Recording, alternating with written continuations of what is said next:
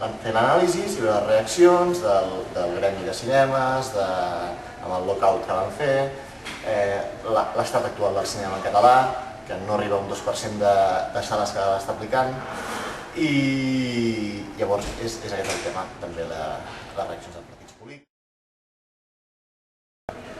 Bé, els personatges als quals nosaltres fem les entrevistes provenen de posicions molt polaritzades.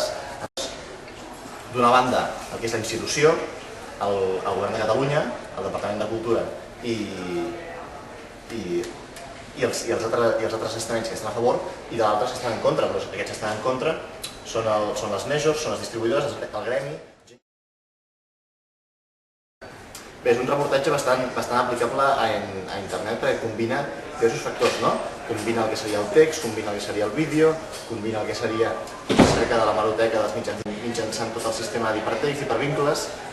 Podrem fer l'explicació teòrica del que ha sigut el context històric, del que és l'actual projecte de llei, de les notícies que han anat sortint, i també podrem penjar en el mitjà d'internet, que són els vídeos, via YouTube, via el que sigui, i tenir tot aquest híbrid dels continguts.